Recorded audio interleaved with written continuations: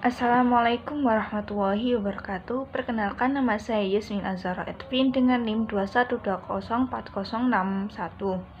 Di sini saya akan menjelaskan mengenai manasik haji untuk memenuhi tugas dari praktek ibadah.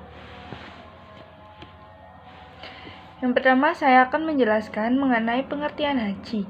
Haji merupakan rukun Islam yang kelima yang wajib dilaksanakan oleh umat Islam yang memiliki istiha'ah atau kemampuan untuk menjalankannya. Ibadah haji sedikit berbeda dengan rukun Islam yang lainnya, oleh karena pelaksanaan haji ditentukan waktu dan tempatnya. Waktu diselenggarakan setiap bulan Zulhijjah. Kemudian yang kedua, saya akan menjelaskan mengenai hukum haji. Ibadah haji adalah hukumnya wajib bagi umat Islam yang telah memenuhi syarat. Ibadah haji diwajibkan hanya sekali seumur hidup. Hukum haji kedua dan seterusnya adalah sunnah. Tapi bagi mereka yang bernazar haji, hukumnya haji itu wajib akibat nazar tersebut. Kemudian yang ketiga, saya akan menjelaskan mengenai waktu pengerjaan haji. Ibadah haji dilaksanakan pada bulan haji atau bisa dikatakan dengan bulan Zulhijjah, tepatnya ketika waktu wukuf di Arafah tiba pada tanggal 9 Zulhijjah, hari Nahar 10 Zulhijjah, dan hari tasyrik. Hari tasyrik ini tanggal 11, 12, dan 13 Zulhijjah. Kemudian yang keempat, saya akan menjelaskan syarat, rukun, dan wajib haji. Yang pertama yaitu syarat haji. Syarat haji yang pertama adalah Islam. Yang kedua baligh atau bisa baligh itu dewasa. Yang ketiga yaitu akil, berarti orang yang berakal sehat. Yang keempat yaitu merdeka, bukan hamba sahaya atau bukan budak. Yang kelima yaitu istiha'ah. Istiha'ah ini mampu. Istiha'ah berarti seseorang mampu melaksanakan ibadah haji ditinjau dari segi jasmani. Juga dikatakan ditinjau dari segi jasmani. Jasmani ini contohnya yaitu badan kita sehat, kuat, dan sanggup secara fisik untuk melakukan ibadah haji. Yang kedua yaitu ditinjau dari segi rohani. Rohani itu mengetahui dan memahami dari manasik haji. Yang kedua itu berakal sehat dan memiliki kesiapan mental untuk melaksanakan ibadah haji. Yang ketiga yaitu ditinjau dari ekonomi. Orang tersebut tuh mampu membayar biaya perjalanan haji tersebut. Yang kedua itu biaya haji yang dibayarkan bukan berasal dari satu-satunya sumber kehidupan. Berarti yang ketiga yaitu ditinjau dari segi keamanan. Yang pertama yaitu aman dalam perjalanan dalam pelaksanaan ibadah haji yang berjam-jam itu. Yang kedua yaitu aman bagi keluarga dan harta benda serta tugas dan tanggung jawabnya yang ditinggalkan. Kemudian tidak terhalang, misalnya mendapat kesempatan atau perizinan haji. Kemudian saya akan menjelaskan mengenai rukun dan syarat dari rukun haji tersebut. Rukun haji adalah rangkaian amalan yang harus dilakukan dalam ibadah haji dan tidak dapat digantikan dengan amalan lain walaupun dengan dam. Jika rukun ini ditinggalkan, maka ibadah haji tersebut itu tidak sah.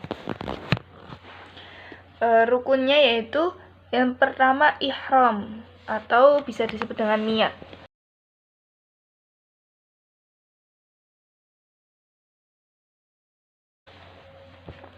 Yang kedua itu wukuf di Arafah.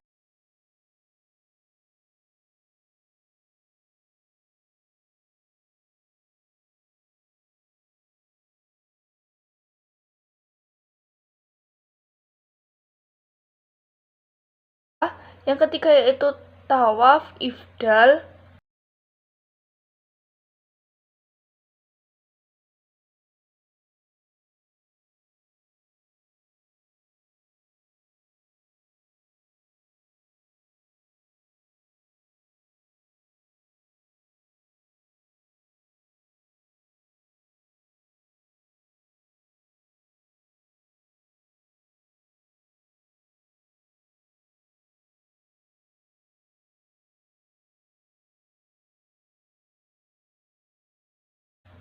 Yang keempat, sa'i.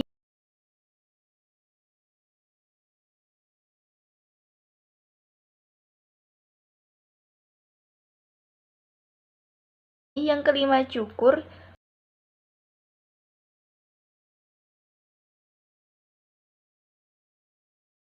Kemudian yang terakhir itu tertib. Yang keenam, tertib.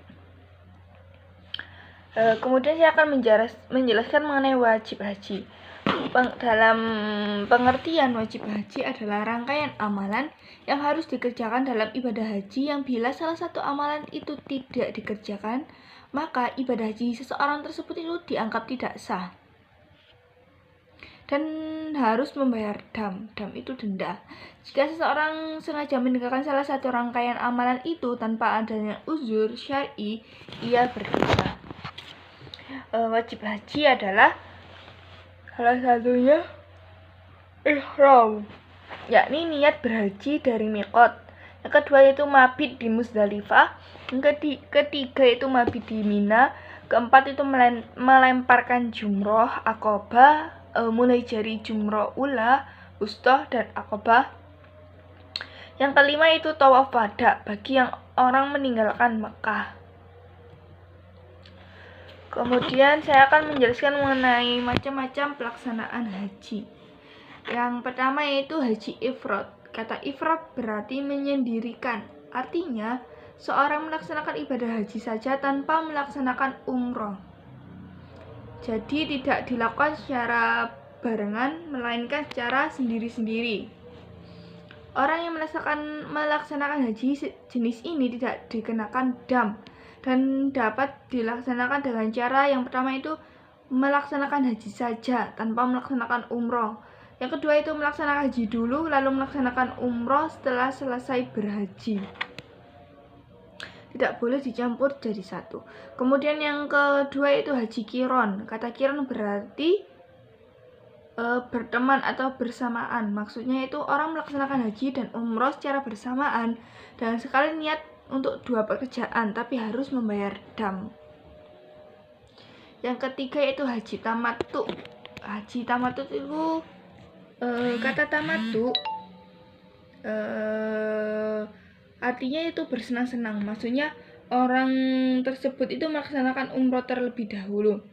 Kemudian yang keempat yaitu haji miqat. Ada dua jenis miqat, yaitu miqat zamani dan miqat makani. Miqat zamani adalah batas waktu pelaksanaan haji.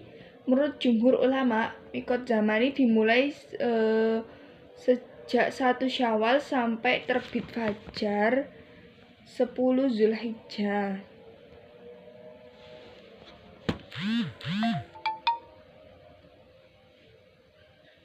Miqat makani adalah batas tempat untuk memulai haji atau umroh. Kemudian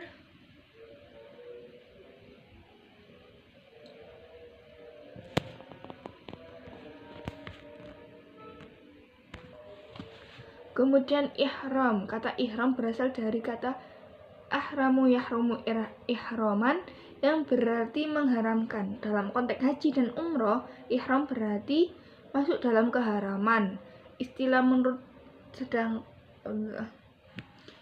saya lanjutkan. Sunah-sunah ihram sebelum berihram jamaah haji disunahkan untuk mandi, memakai wangi-wangian pada tubuh, memotong kuku dan merapikan jenggot, rambut, ketiak, dan rambut kemaluan. Yang keempat itu memakai kain ihram yang berwarna putih. Kemudian yang terakhir itu sholat sunnah ihram 2 rakaat. Untuk pakaian ihram, jamaah pria memakai 2 helai kain ihram, 1 kain disarungkan dan 1 kain lainnya diselendangkan di kedua bahu dengan syarat itu menutup aurat.